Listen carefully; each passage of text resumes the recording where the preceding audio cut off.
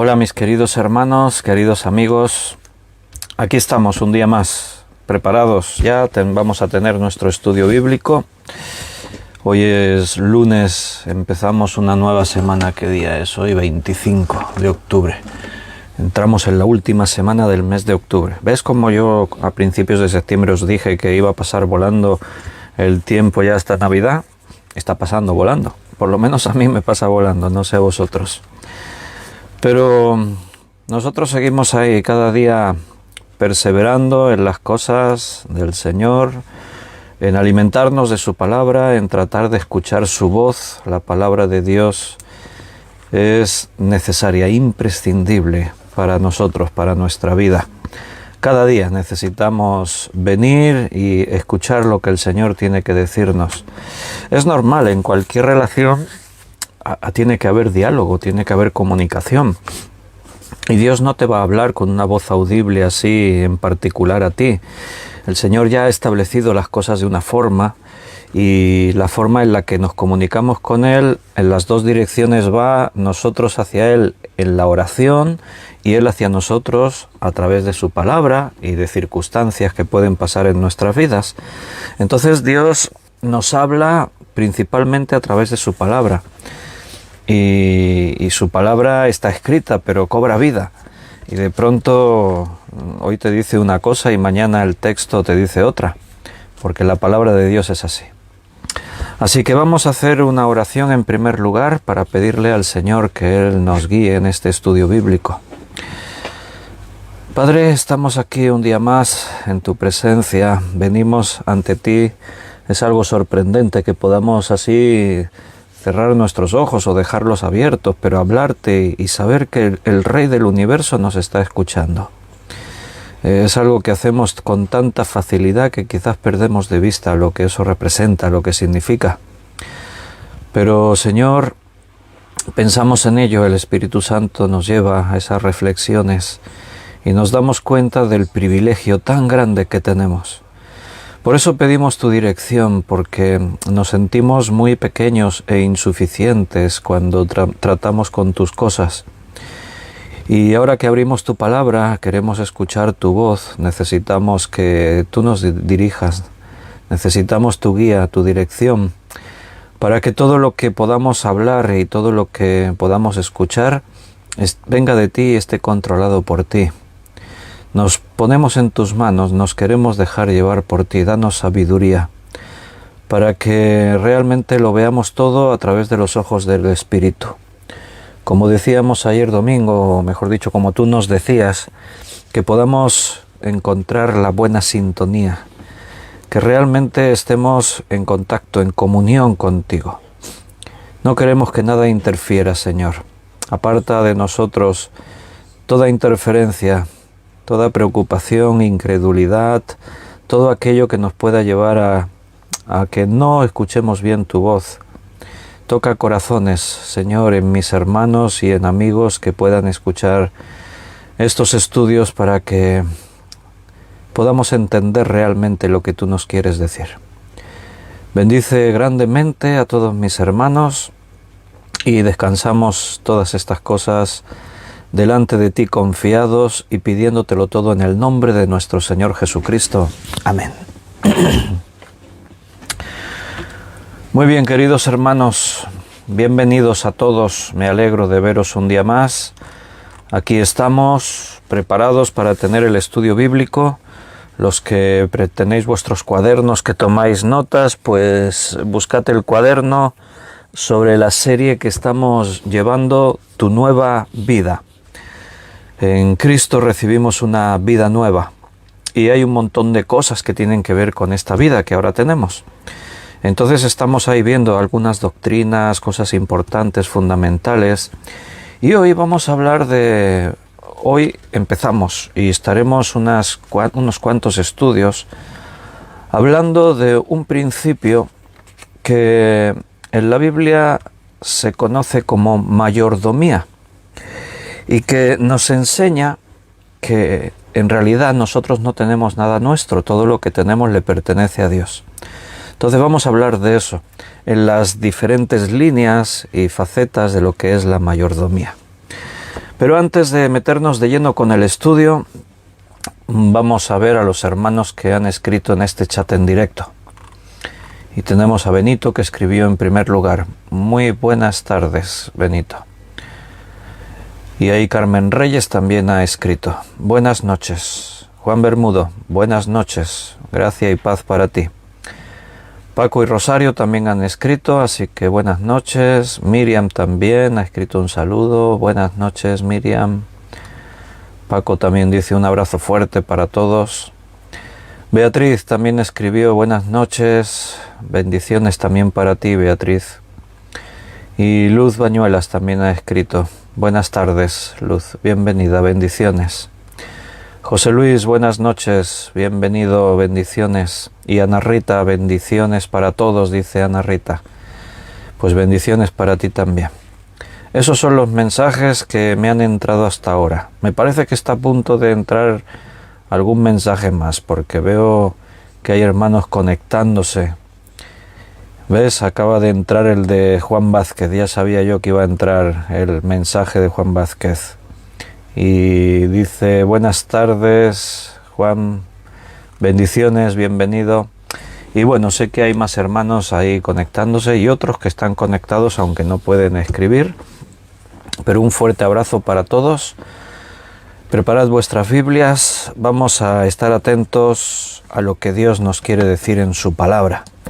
Vamos a tratar de escuchar su voz, que de eso se trata, ¿no? De que la Biblia nos hable y en realidad es Dios quien nos está hablando. Así que, como anuncié, tu nueva vida, el tema mayordomía. ¿Te sorprende si te digo que no tienes nada? ¿Que nada de lo que tú crees tener realmente es tuyo? ¿Te sorprende eso? Y hablo no solamente para los cristianos, hablo para todas las personas. Porque el concepto cristiano, claro, nosotros entendemos algo, y es que éramos esclavos del pecado y del mundo, y Cristo con su sangre nos rescató, o sea, nos compró, y como esclavos no poseemos nada de lo que tenemos, todo le pertenece a Dios porque somos suyos, Él nos compró, nos rescató. Correcto, esa es una doctrina, eso es una verdad en la Biblia. Pero estoy hablando para todos, los que son cristianos y los que no, los que creen y los que no creen. ¿Le sorprende a alguien si le digo que en realidad no tenemos nada de lo que decimos que es nuestro?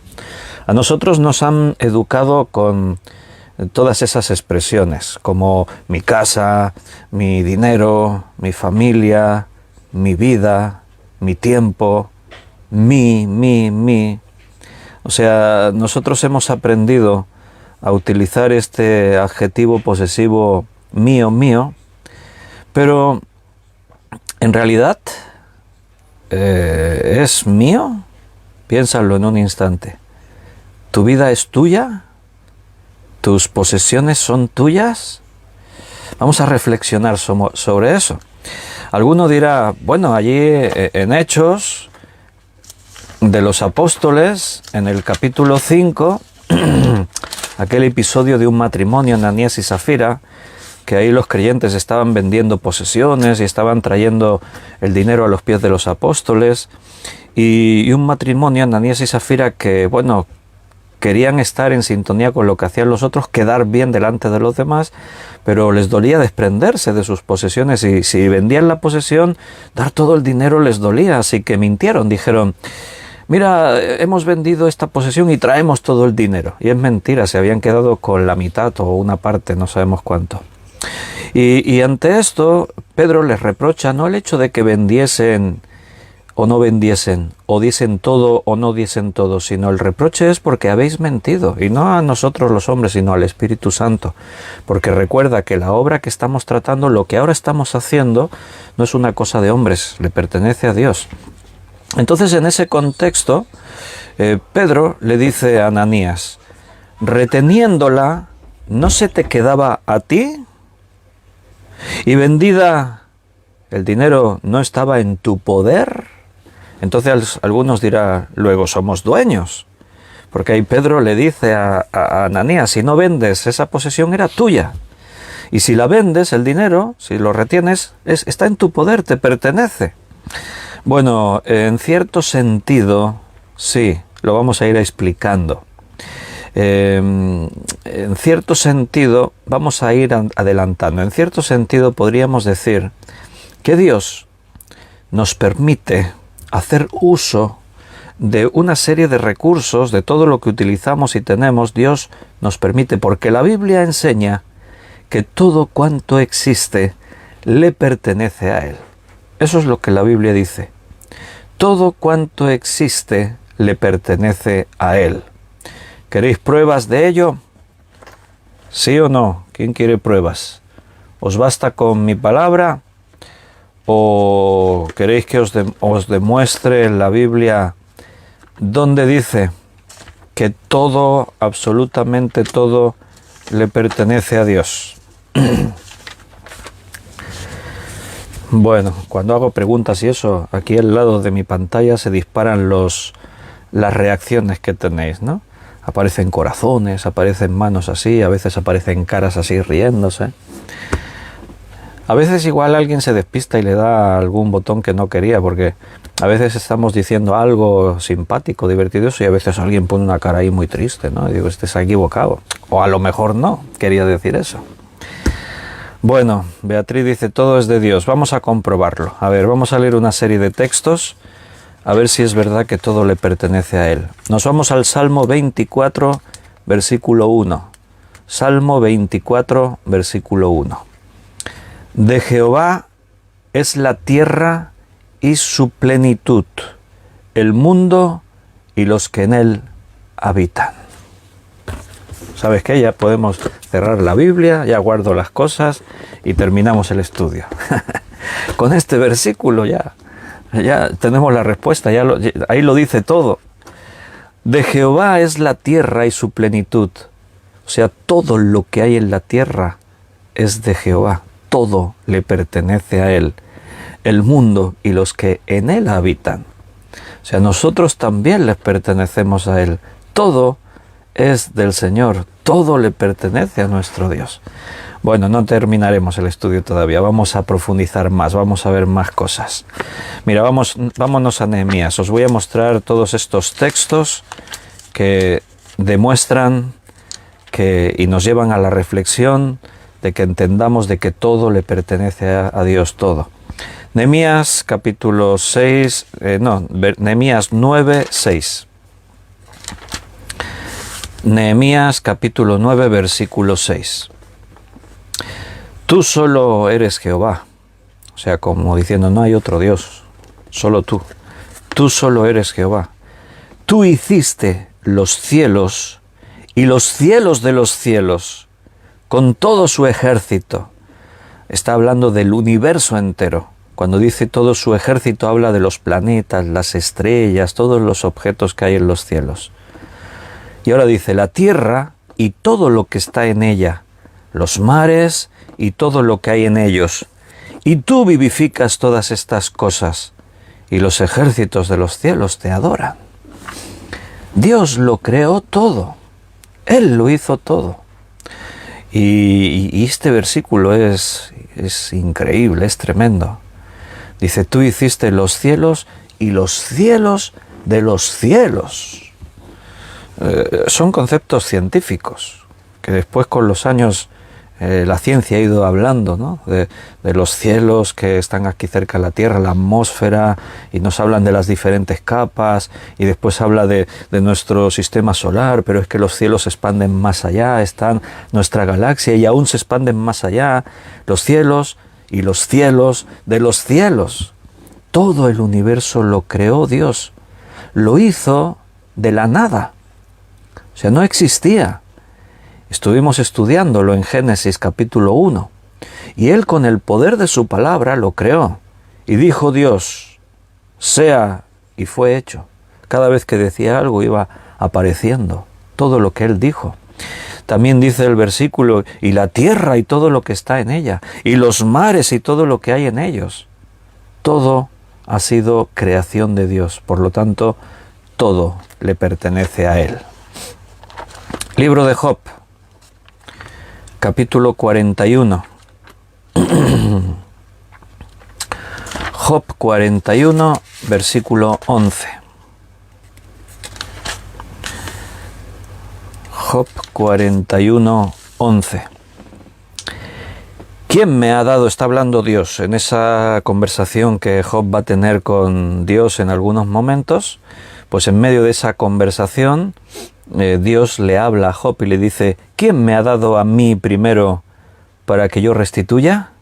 Todo lo que hay debajo del cielo es mío, dice Dios. Todo lo que hay debajo del cielo me pertenece.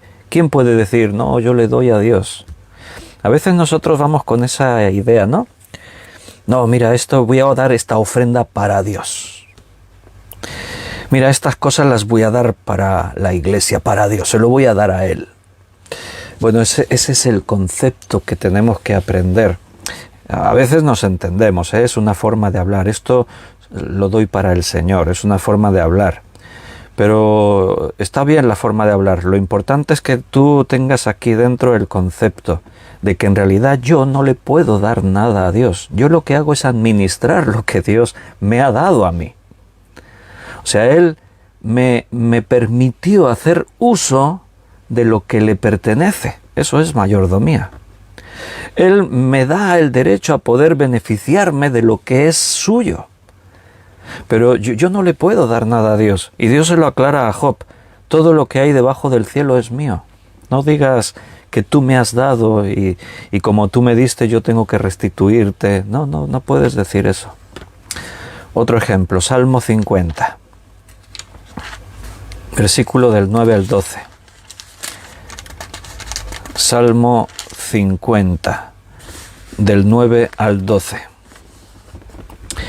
No tomaré de tu casa becerros, dice Dios, ni machos cabríos de tus apriscos, porque mía es toda bestia del bosque, y los millares de animales en los collados. Conozco a todas las aves de los montes, y todo lo que se mueve en los campos me pertenece.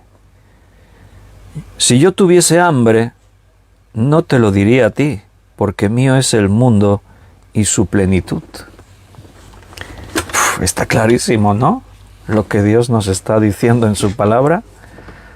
O sea, Él utiliza un lenguaje humano. No es que Dios tenga hambre. Dice, si yo tuviese hambre, no te iba a pedir a ti dame de comer, porque todo lo que hay en la tierra es mío.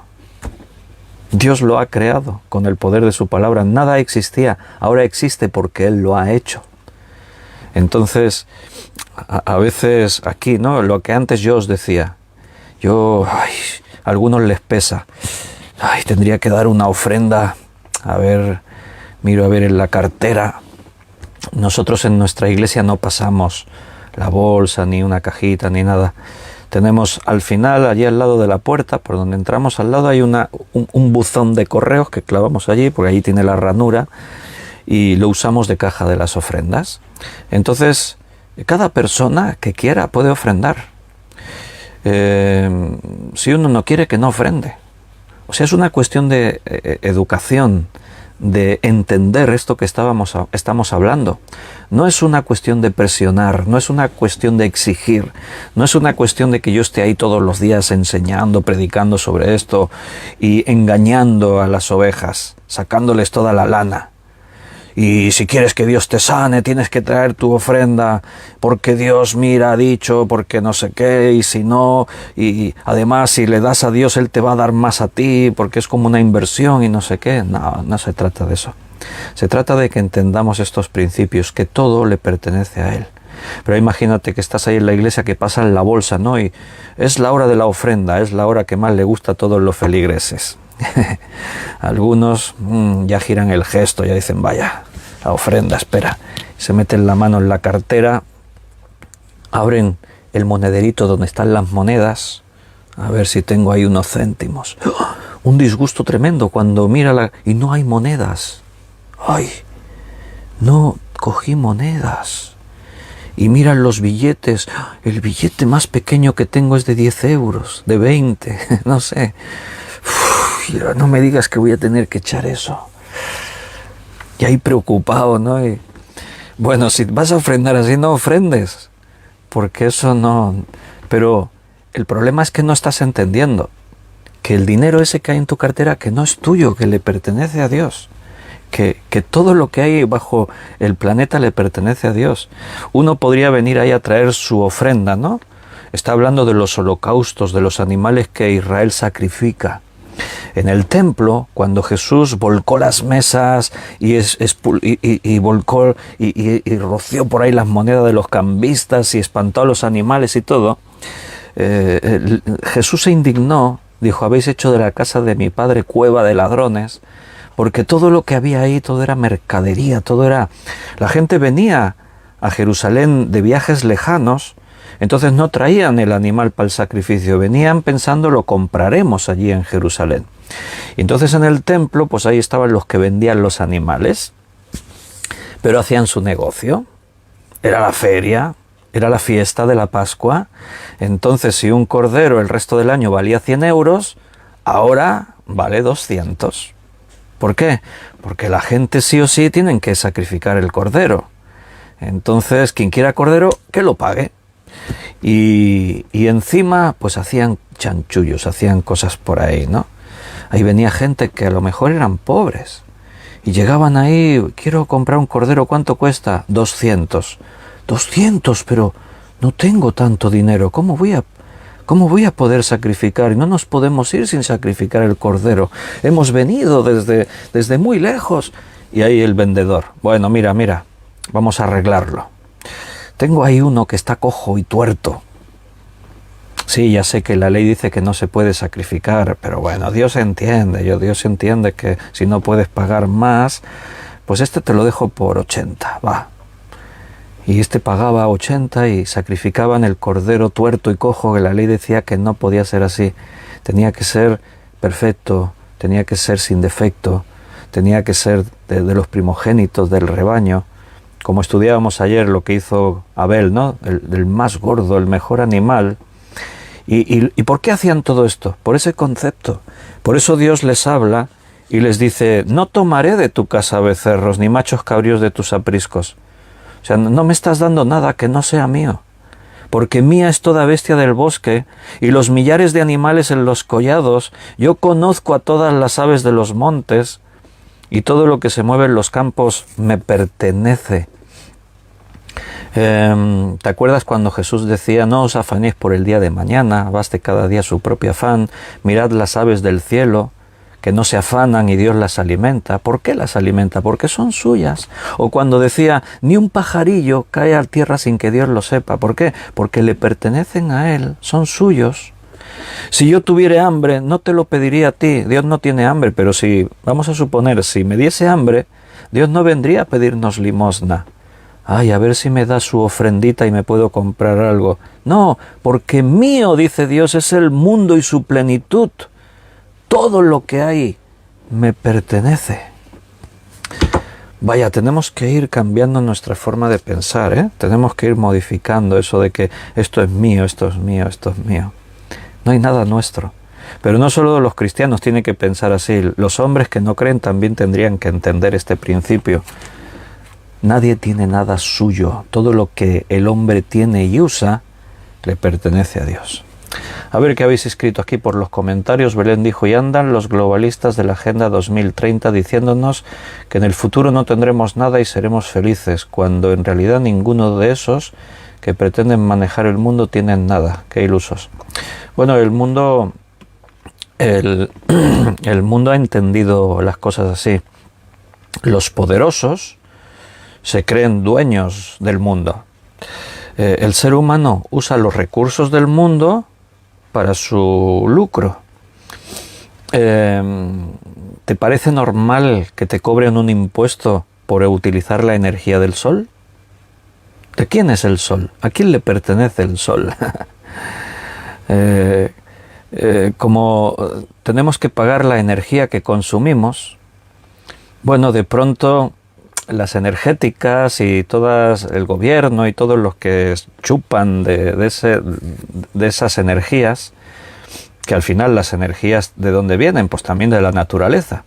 Las centrales eléctricas, la energía la sacan de la naturaleza, o bien utilizan las aguas para hacer mover turbinas y que eso genere electricidad o diferentes recursos, ¿no? Pero todo está sacado de la naturaleza. Pero como de pronto salen estas alternativas, tú puedes comprar unos aparatos, baterías, placas solares, etcétera, y puedes adquirir energía eléctrica del sol. Entonces, si a todo el mundo le da por hacer eso, se acaba el negocio del gobierno, las energéticas y todo esto, ahora que la luz está por las nubes. Entonces, ¿qué hacen? Ah, no, si tú quieres utilizar energía solar, paga un impuesto. ¡Qué listos! El sol les pertenece, ¿no? Es como el que en un manantial monta una planta embotelladora y te vende el agua. Vale, entendemos que están generando un gasto, ¿no? O sea, tienen que embotellar, tienen que pagar salarios, tienen que materias que utilizan, los envases, todo. Sí, pero eso lo entiendo, claro, y no estoy diciendo que eso esté mal. Voy a la ideología, ¿no?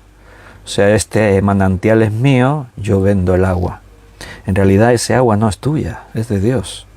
Solo que Dios nos presta eso. Dentro de ese préstamo, sí, utilízalo, haz negocio, véndelo, haz esto y tal. Pero cambia tu forma de pensar. Nada de esto es nuestro, todo le pertenece a Él.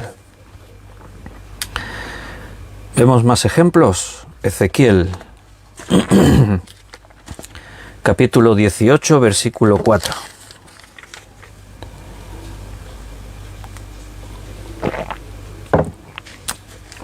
Dice Dios, he aquí que todas las almas son mías, como el alma del Padre, así el alma del Hijo es mía, el alma que pecare, esa morirá.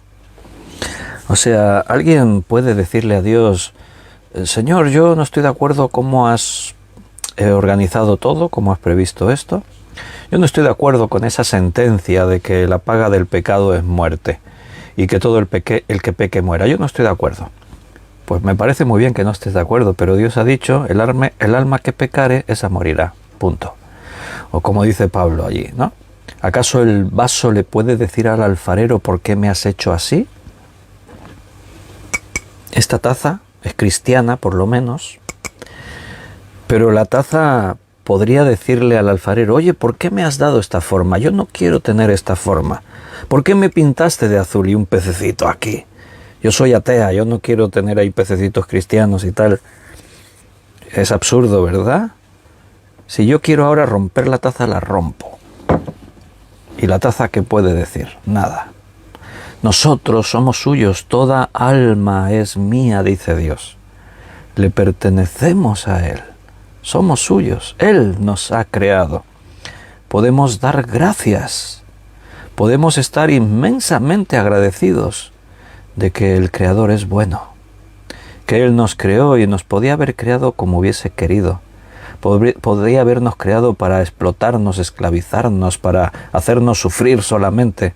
Y Dios nos creó para vivir una vida abundante, plena. Todo lo que Dios creó era bueno en gran manera. El pecado lo metimos nosotros en el mundo. Lo que quiere Dios para el futuro, para nuestro futuro, es la plenitud, la vida abundante, la eternidad llena de todo lo bueno, sin nada de lo malo. ¿Te imaginas que Dios no fuese como es nuestro Dios? ¿Cómo sería el mundo? ¿Cómo? Nuestro Dios es misericordioso, nuestro Dios es amor, nuestro Dios es bueno. ¿Qué más podemos decir? ¿A alguien le pesa decir es que todo lo que yo soy, todo lo que tengo, todo lo que nos rodea le pertenece a Él? ¿A alguien le pesa eso? Pues entonces es que eres un necio, no sabes, no entiendes. Porque el hecho de que las cosas le pertenezcan a Dios es una garantía. Un poquito más adelante, el profeta Ageo.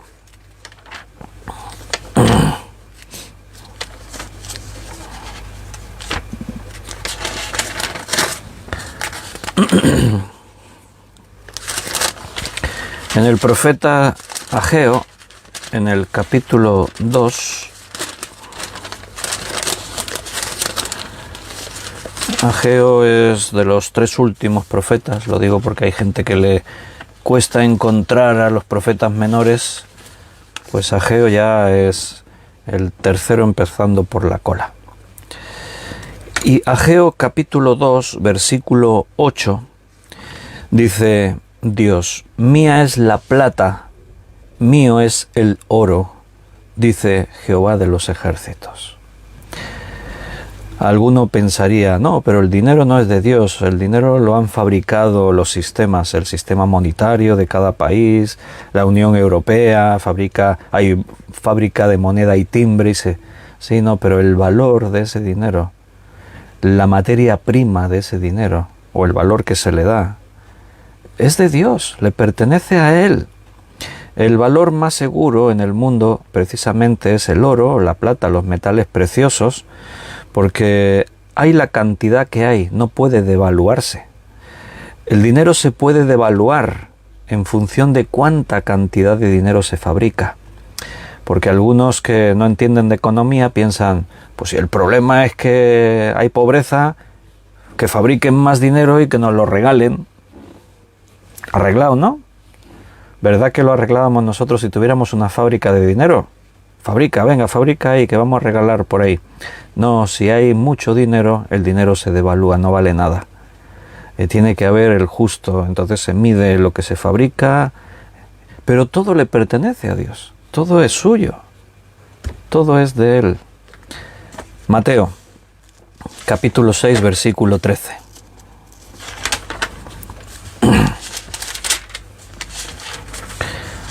Mateo 6:13. Mira cómo se ríe Andrea. JS, a ver si te vas a atragantar. Porque una cosa es reírse ja, y otra cosa es así con la S esa. Es broma, ¿eh? Mateo 6:13. Al final del Padre Nuestro dice Jesús: y no nos metas en tentación, mas líbranos del mal. Y mira cómo acaba el Padre Nuestro: porque tuyo es el reino y el poder y la gloria por todos los siglos. Amén. Aquí le pertenecen todos los poderes. Aquí dice el reino, el poder, la gloria a Dios. Nadie tiene poder más que Dios. Dios es el dueño de todo poder. Todo le pertenece a Él. Venga, hay un texto más. Romanos, capítulo 13, versículo 1. Ahora vamos a ir comentando de todo esto que hemos ido leyendo. Os estoy demostrando en las Escrituras que realmente todo lo que existe le pertenece a Dios. Y en Romanos, capítulo 13, versículo 1, en Romanos 13:1 dice el apóstol Pablo: si yo hablase lenguas humanas y angélicas... Ay, no, espera, que me he ido primero a Corintios. Digo, no puede ser esto. Romanos. Ya decía yo, digo, ¿cómo es que está aquí el capítulo del amor en Romanos 13 si es de primera de Corintios aquí? Romanos 13:1. Sométase toda persona a las autoridades superiores, porque no hay autoridad sino de parte de Dios, y las que hay, por Dios han sido establecidas. O sea, ni siquiera los poderosos que gobiernan el mundo podrían decir: esto es nuestro, nosotros tenemos el poder, es mía la autoridad. No, ni siquiera los dictadores, ni siquiera los reyes soberanos que decían y nadie les podía contradecir. La Biblia dice que toda autoridad humana está ahí porque Dios permite que esté, y Él ha permitido que sea establecida esa autoridad. Evidentemente los poderosos no piensan en esto, no son conscientes, no se dan cuenta. Los poderosos creen que ellos tienen el poder. Hay una forma de poder que es la riqueza. Está a veces por encima de los gobiernos incluso y de los reinos. Siempre se ha dicho, el que tiene el dinero tiene el poder. Pero tú ya entiendes que eso es muy relativo, ¿verdad que sí? ¿O acaso los hombres ricos y poderosos viven para siempre? ¿Has visto tú algún hombre rico y poderoso que se pueda llevar sus riquezas al más allá? En el antiguo Egipto, los egipcios creían en el más allá. Creían que después de morir había otra vida. De ahí que los faraones construían esas enormes tumbas que eran las pirámides, y al faraón cuando moría, lo ponían en su tumba, pero le ponían todas las riquezas con él. Incluso a veces metían sus caballos favoritos, sus esposas vivas las metían en las tumbas dentro de las pirámides, les metían todas las riquezas allí. Miles de años después, los arqueólogos, cuando abrían esas tumbas, abrían y salía ahí todo, ¿no? Estaba hermético. Y entraban, ¿y qué se encontraban allí? Pues allí estaba el cuerpo del faraón momificado, estaba momia perdida ya, y sus riquezas estaban allí, y los esqueletos de los que metieron también estaban allí. Sus siervos, sus esposas, los caballos. O sea, no se habían llevado nada, estaba todo dentro de la tumba. La vida esa en el más allá que ellos esperaban no es como ellos pensaban.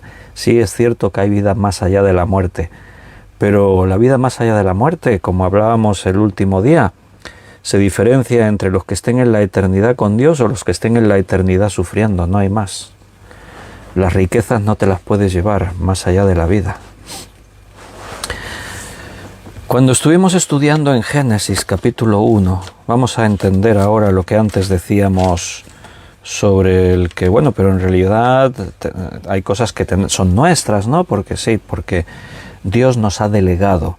En Génesis capítulo 1, versículo 26 al 29, estuvimos estudiando cuando Dios creó al ser humano, Dios creó al hombre, varón y hembra, los creó, vamos a recordar, dice Génesis 1, 26 al 29. Entonces dijo Dios, hagamos al hombre a nuestra imagen conforme a nuestra semejanza, y señoré en los peces del mar, en las aves de los cielos, en las bestias, en toda la tierra y en todo animal que se arrastra sobre la tierra. Dios crea al hombre con capacidades superiores al resto de los animales. Por eso dice, y señoré, o sea, va a ejercer señorío sobre el resto de la creación. Y creó Dios al hombre a su imagen. Esta es la causa. A imagen de Dios lo creó, varón y hembra los creó. Y los bendijo Dios y les dijo, fructificad y multiplicaos, llenad la tierra y sojuzgadla. O sea, lo que Dios les está diciendo al hombre es, mira, yo te permito tener control y señorío sobre la creación. Fructificad, multiplicaos, llenad la tierra, sojuzgadla y señoread sobre los peces del mar, sobre las aves, sobre las bestias de la tierra. O sea, Dios está comisionando al hombre en la creación. Y dijo Dios, he aquí que os he dado toda planta que da semilla, que está sobre toda la tierra, y todo árbol que hay fruto y que da semilla, os serán para comer. Os lo he dado. Dios nos da cosas. ¿Por qué? Porque le pertenece a Él. O sea, no es nuestro, es suyo. Él nos permite aprovechar esos recursos. Él nos da la oportunidad de hacer uso de esas cosas que Él ha creado. Eso es lo que el hombre tiene que entender. Y como administradores que somos, tenemos una responsabilidad. Dios nos dio recursos, nos dio bienes materiales, nos permitió aprovechar todo lo que de la naturaleza sale, pero nos exige responsabilidad. Hay algunas enseñanzas en la Biblia que nos transmiten esa responsabilidad que tenemos para ser buenos administradores. Hay una parábola, la parábola del mayordomo infiel. Ahí aparece la palabra mayordomía, o sea, es una parábola que enseña acerca de la mayordomía. ¿Qué es mayordomía? Hemos dicho, mayordomía es entender este principio. Nada de lo que hay es nuestro, todo le pertenece a Dios. Como mayordomos, nosotros estamos utilizando los recursos de Dios aún en nuestro beneficio, pero entendiendo esto, que no es mío, es suyo. Entonces, esta parábola enseña sobre ese principio, la mayordomía, y se exige ser responsable como administrador. Sé un buen administrador. Mira, vamos a leer una parte de la parábola, del versículo 9 al 12. Y yo os digo, ganad amigos por medio de las riquezas injustas, para que cuando éstas falten, os reciban en las moradas eternas. El que es fiel en lo muy poco, también en lo más es fiel. Y el que en lo muy poco es injusto, también en lo más es injusto. Pues si en las riquezas injustas no fuisteis fieles, ¿cómo os confiará lo verdadero? Y si en lo ajeno no fuisteis fieles, ¿quién os dará lo que es vuestro?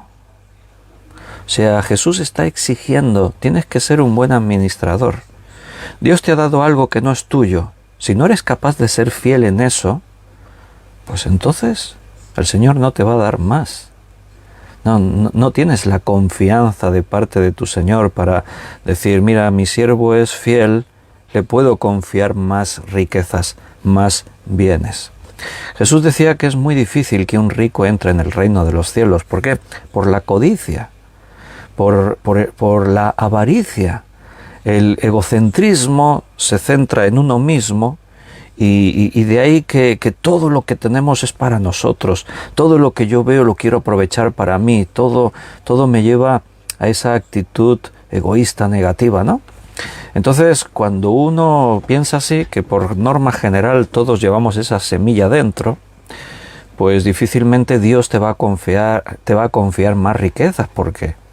Ahora, si tú tienes un corazón realmente que entendió bien la mayordomía, si tú eres un buen administrador y eres justo en la administración y eres consciente de lo que te llega no es tuyo, le pertenece a Dios, posiblemente Dios te dé mucho para que administres. ¿Entiendes? En primera carta a los Corintios, capítulo 4, versículo 7. Primera carta a los Corintios 4, 7 dice, porque ¿quién te distingue? ¿O qué tienes que no hayas recibido? Y si lo recibiste, ¿por qué te glorías como si no lo hubieras recibido? Interesante estas reflexiones, preguntas retóricas. El Señor nos lleva a reflexiones profundas sobre lo que somos, lo que tenemos y nuestra actitud hacia eso. No hace mucho estábamos leyendo ese pasaje de Daniel cuando Nabucodonosor miraba su reino y decía, todo esto lo he creado yo con mi poder. Todo esto es mío, me pertenece. Lo he hecho yo, es mi gloria, yo lo he hecho, yo. Y en ese instante, ¡fua!, Dios dice, ¿ah, sí? Espérate, te voy a dar una lección. Y le profetiza lo que le va a pasar. Vas a perder la razón, vas a perder tu reino, tus riquezas. Te vas a comportar como un animal, hasta vas a comer la hierba del campo y efectivamente en ese instante Nabucodonosor se volvió loco. Se creía una vaca o un animal. Y la gente del palacio cuando lo vio dijo, pero ¿qué ha pasado el rey? Y se escapó allí por el campo. Y dice allí en Daniel que comía la hierba y dormía a la intemperie y sus cabellos y su pelo le creció y las uñas les crecían, claro, ni se cuidaba, se convirtió como en un animal. Y todo vino por esto, por su soberbia, por entender algo equivocado. No siempre pasa así. Hoy en día los poderosos creen que tienen todo, que todo les pertenece, utilizan su poder para oprimir a los débiles, a la clase trabajadora, hacen y deshacen creyendo que no le tienen que dar cuentas a nadie. Y quizás en este instante no le pasa como a Nabucodonosor, que se vuelven locos y se van por ahí a comer hierba al campo, no. Pero un día tú sabes que tendrán que dar cuentas a Dios de lo que hicieron. Estábamos estudiando hace también pocos días la parábola, hablando de la muerte, no la parábola, estamos aprendiendo la enseñanza de Jesús de el rico y Lázaro. El rico en su vida tuvo sus riquezas. ¿Las compartió? No. Ni siquiera tuvo compasión del pobre, de Lázaro, que venía a su puerta, aunque fuera a comer las migas que cayesen de la mesa del rico. Y cuando murieron, ¿qué pasó? El rico tuvo que dar cuentas. Como dice Andrea, ¿qué sorpresa se van a llevar? Sí que se van a llevar una buena. El rico tuvo que dar cuentas. Y entonces, Señor, si yo lo hubiese sabido, si pudiese volver atrás, lo haría de otra forma. Tuviste tu oportunidad. Tú en tu vida disfrutaste de tus riquezas. Bueno, pues ahora tienes esto. Dolor y sufrimiento. Lázaro, en cambio, no tenía nada. Mira, ahora él es rico aquí. ¿Cómo cambian las cosas? Todos tenemos que dar cuenta de cómo estamos administrando.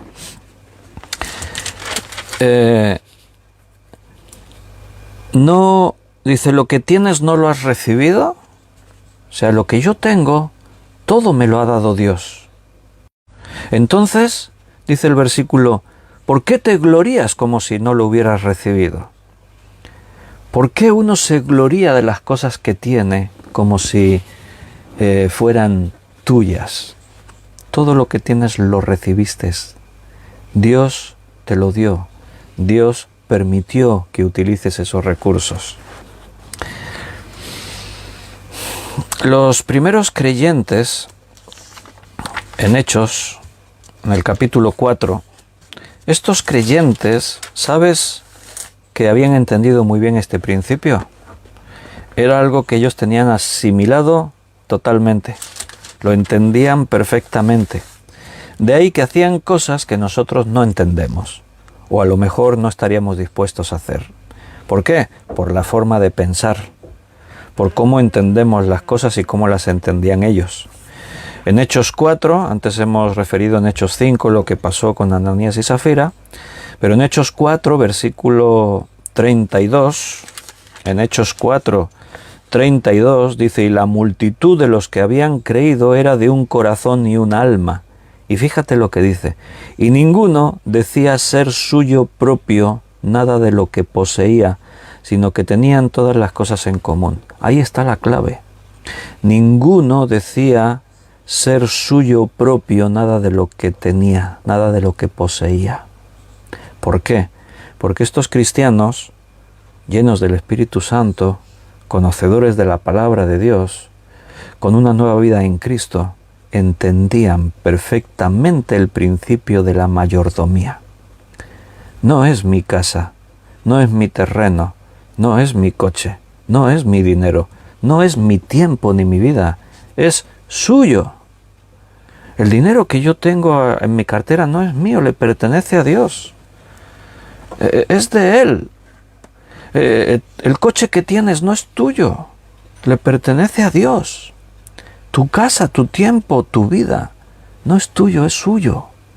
Por eso, estos creyentes, ante una necesidad puntual, como era la cantidad de viudas, de pobres, de huérfanos que había, ellos entendían que no podía ser que yo esté en mi casa tirando comida a la basura o ganando kilos de sobra de todo lo que como y entre mis hermanos haya hermanos que no tengan que llevarse a la boca.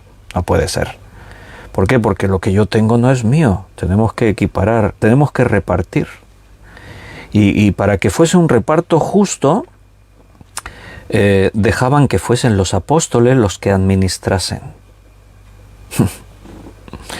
A muchos creyentes estos versículos les preocupan. Bueno, sí, pero esto no tenemos que hacerlo nosotros hoy. Normalmente la preocupación viene de los que tienen mucho. Los que no tienen nada dicen, sí, eso estaría bien. Ese principio estaría bien. Los que tienen mucho dicen, no, pero estas cosas, esto era porque la iglesia en el primer tiempo y tal. Ese principio es siempre lo que ha pasado así. Contaban una anécdota hablando del comunismo, ¿no? Que la ideología comunista es eso. No tiene que haber ricos y pobres. Todos tenemos que ser iguales. Esa clase trabajadora de camaradas. El que manda el jefe al trabajador le llama de camarada y tal. Pero eso es en la teoría, en la práctica no ocurre así.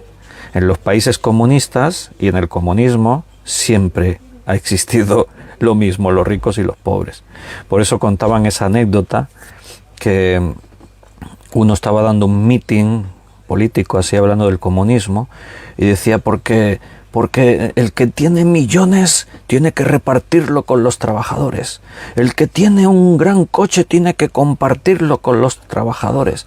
El que tiene una bicicleta, dice, no, una bicicleta no, que yo tengo una. Esa es la idea. Entonces tenemos que cambiar el chip. No es mío lo que tengo, es de Dios. Dios me da para que yo lo administre. Y tengo que administrarlo con sabiduría. Tengo que saber hacer uso de lo que Dios me dio. Mira, una vez, seguro que a vosotros también os ha pasado, una vez fuimos a comprar al Carrefour, a uno de estos grandes hipermercados, y resulta que Belén, mi esposa, llevaba su bolso y dentro del bolso llevaba su cartera y ahí llevaba algo de dinero, tarjetas de crédito, y ya sabes por dónde voy, ¿no? Alguien le robó su cartera de dentro del bolso. Y fíjate cómo lo hacen, que ni te das cuenta, ni te enteras, ¿no? No te das cuenta, no lo percibes. El caso es que tardamos como un día o más de un día en darnos cuenta que le habían robado la cartera. ¿Por qué? Porque cuando salimos de comprar, pagué yo con mi cartera. Entonces ella no miró en su bolso y no se dio cuenta que le faltaba su cartera. Entonces, pues, al día siguiente, cuando nos dimos cuenta, anda, no tengo la cartera, ¿y dónde está? Y pensando, ¿y desde cuándo no la tienes? Pues ayer cuando fuimos al Carrefour, antes de entrar la tenía. Pero ya desde que salí, pues ya no la he utilizado, pues seguro que fue dentro de Carrefour. Vaya, ¿y qué había en la cartera? Lo peor, ¿no? Los carnés, todo, quebraderos de cabeza. A que además de uno os ha pasado cosas así. El dinero que había, bueno, no es mucho, bueno, al final dices, bueno. Y había tarjetas, había dos tarjetas, una tarjeta de crédito de uno de los bancos nuestro banco, o sea, CaixaBank, y había una tarjeta de Carrefour. Eran tarjetas de crédito, o sea, son esas tarjetas que tú puedes hacer uso de la tarjeta hasta un límite de dinero. Y entonces, pues, bueno, pues yo llamé rápido para comunicar a la entidad bancaria y a Carrefour de que nos habían robado esas tarjetas. Bueno, pues resulta que habían utilizado las tarjetas. Los ladrones utilizaron las tarjetas. De la tarjeta de CaixaBank habían conseguido sacar 400 euros. De la tarjeta de Carrefour habían conseguido sacar 500 euros. ¿Vale? De Carrefour, en un cajero, consiguieron sacar los 500 euros de golpe. De la tarjeta de CaixaBank, no sé por qué, pero lo hicieron sacando 100 euros en un cajero, 100 euros en otro cajero, 100 euros en otro cajero, etcétera. Entonces, Andrea, no te pongas rabiosa, tranquila, relájate, no pasa nada. Hace años de eso ya, hace muchos años. Entonces, y porque ahora viene la enseñanza que estoy transmitiendo con esto. Entonces, pues claro, dijimos, wow, te dan un disgusto, porque imagínate lo que nos cuesta ganar el dinero, ¿no? Trabajando y duro. Y te dan un disgusto, pero entonces yo hablé con CaixaBank y hablé con Carrefour. CaixaBank, las entidades bancarias pues tendrán todos sus defectos, pero asumieron su responsabilidad. ¿Llevabais números secretos junto con...? No había ningún número secreto. Claro, pusimos la denuncia, la policía, todo, ¿no? Los mismos policías nos preguntaron, ¿y llevabais ahí las claves secretas o algo? No estaban apuntadas, las sabemos de memoria. Nunca hay que dejar números secretos al lado de la tarjeta, ¿no? Porque si no... Y el propio policía no sabía cómo lo habían hecho. Me preguntaba a mí, ¿y cómo entonces han podido sacar dinero? Y yo le dije, pues si no lo saben ustedes que son la policía, me van a preguntar a mí. Alguna cosa tienen, algún sistema, porque si no hubiesen sacado todo el dinero de un cajero, ¿por qué sacan 100 de uno, 100 de otro, 100 de otro, 100 de otro? Y digo, además, los cajeros tienen cámara de seguridad, ¿por qué no lo miran? ¿Por qué no revisan? A ver, ¿no? En fin, si le tienes que decir al policía cómo tienen que hacer su trabajo, pues no vamos bien tampoco. Así que CaixaBank se hizo responsable y nos reembolsaron todo ese dinero. Los 400 euros los reembolsaron. Carrefour no se quiso hacer responsable de su tarjeta. Si nosotros hubiéramos querido, pues podíamos haber puesto un pleito contra Carrefour, haber denunciado, porque cuando tú tienes tarjetas, las tarjetas en realidad no son tuyas, son de la entidad que te da esas tarjetas para que hagas uso de ellas. Entonces la entidad se responsabiliza de la seguridad de esa tarjeta. Una cosa es que tú hagas un uso fraudulento de la tarjeta o seas negligente, que tengas ahí la tarjeta y al lado su número secreto. Eso es una cosa. Pero cuando el ladrón es capaz de romper la seguridad de esa tarjeta, la responsable es la entidad. Pero Carrefour dijo que no se hacían cargo, que el cargo estaba hecho en la tarjeta y nos lo cobraban a nosotros. No quisimos entrar en... Yo soy así, o sea, yo no me meto en una guerra y denuncio y vamos a discutir por eso.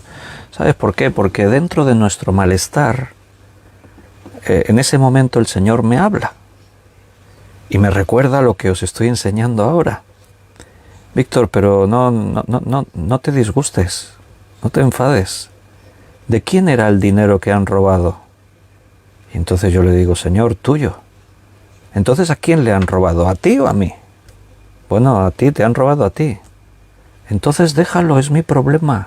Yo ya trataré con los que robaron. Y yo descansé. ¿De acuerdo? ¿He pasado hambre porque me robaron eso? No.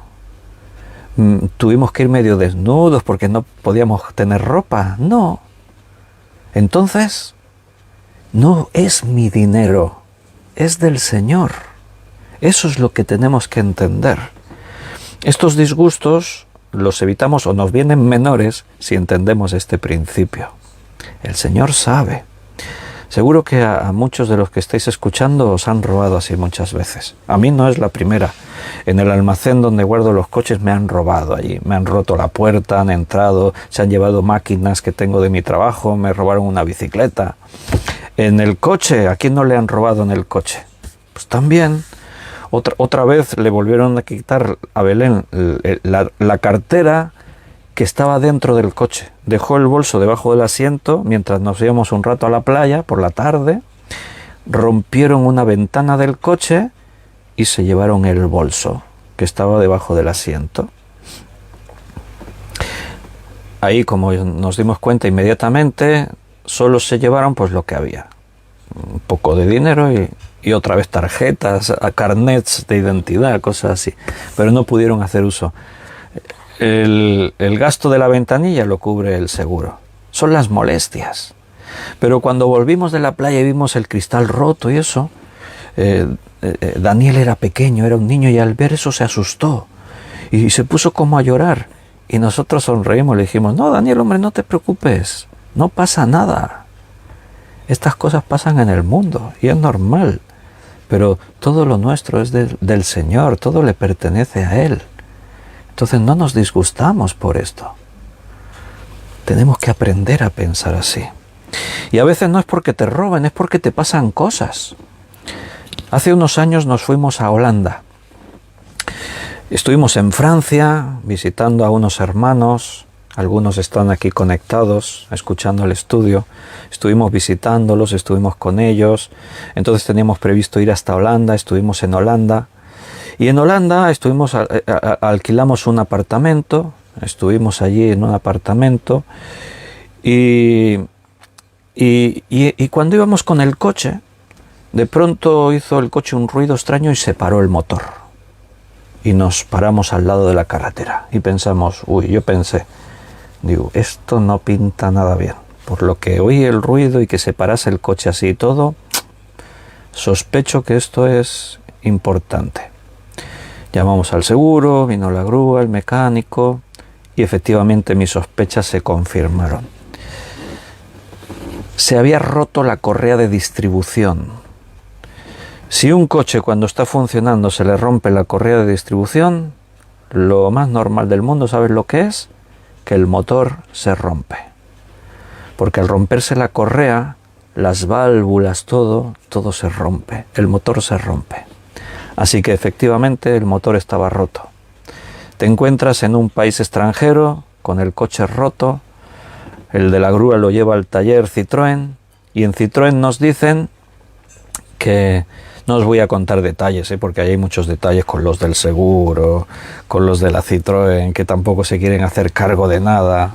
O sea, ellos te dicen, digo, ¿por qué no se quieren hacer cargo de nada? Porque la correa de distribución, Citroën me dice que no hace falta cambiarla todavía porque no he hecho los kilómetros que tocan, que faltan 40.000 kilómetros para cambiarla. Si tu asesor, si el experto, si el mecánico te dice no la cambies, espérate, y después se te rompe, pues tú le pides explicaciones. A ver, tú eres el que sabe, tú eres la marca, pero bueno, no voy a entrar en todos esos detalles. La cuestión es que Citroën Holanda, Ámsterdam, nos dicen que tienen un motor de segunda mano de un coche que fue siniestro y el motor está en buen estado, perfecto, que nos lo venden por 4.000 euros. 4.000 euros. Dices, wow.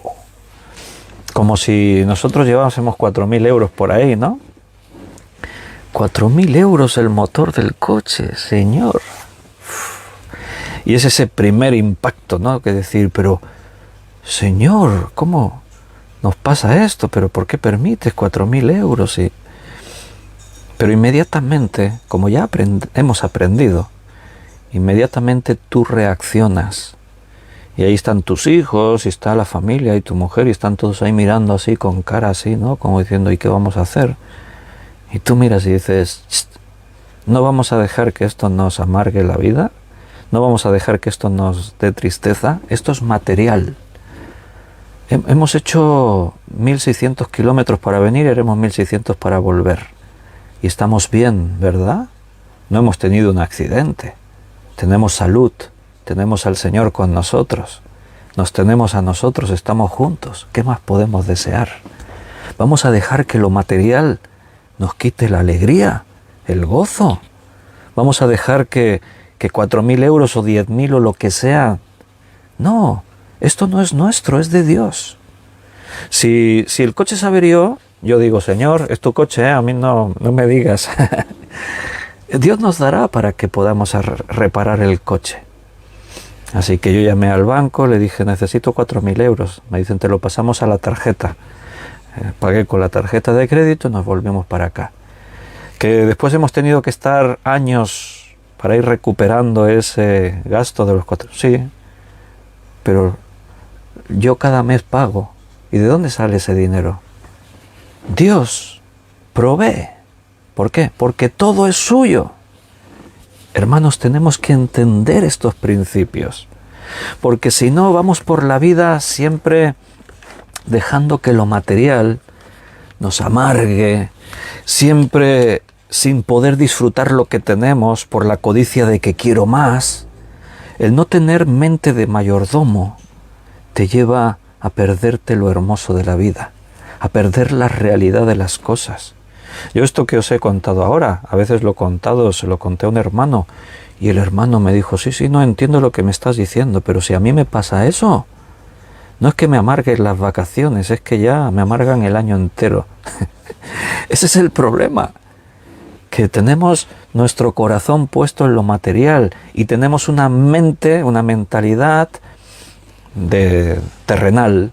Esto es mío, esto es mío, esto es mío. No es tuyo. Le pertenece a Dios. Y lo mismo que yo os he hablado de lo material porque es como muy gráfico, muy visual. Pero lo mismo pasa con tu salud, cuando enfermas. Lo mismo pasa cuando tienes un problema, un conflicto personal con alguien. Pasa con todo. Porque tu vida le pertenece a Dios. ¿Te acuerdas a Jesús diciéndole a sus discípulos, en el mundo tendréis aflicción, pero confiad, yo he vencido al mundo?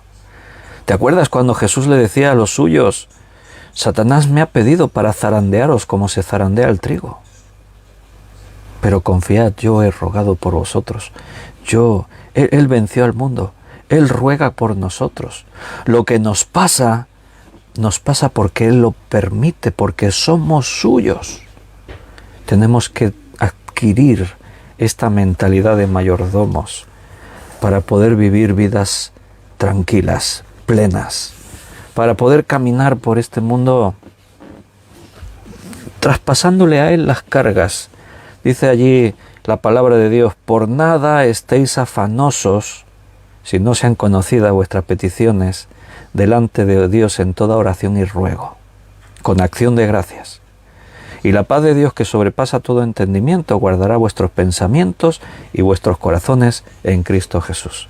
Señor, tengo un problema, me quedé sin trabajo, tengo un problema económico. Señor, tengo un problema de salud. Señor, tengo un conflicto personal con el vecino, con un familiar, con mi propio cónyuge. Señor, mira, ahí está, porque todo esto es tuyo, te pertenece a ti. Así que, Señor, aquí traigo los problemas. Tómalos. Y ahora yo tengo paz. De eso se trata, hermanos. Lo vamos a dejar aquí, pero el tema no lo hemos agotado, evidentemente. Estamos en la serie Tu Nueva Vida, esto forma parte de nuestra vida en Cristo, pero de mayordomía especialmente vamos a hablar unos cuantos estudios más. Así que si Dios nos lo permite, el próximo día que nos toca esta serie volvemos aquí. Mañana no, porque es martes y todos los martes estudiamos Hechos de los Apóstoles. Estamos estudiando la historia de la Iglesia y estaremos en nuestro local de reuniones. A las 7:30 ya estamos ahí, nos tomamos un ratito para alabar a Dios juntos.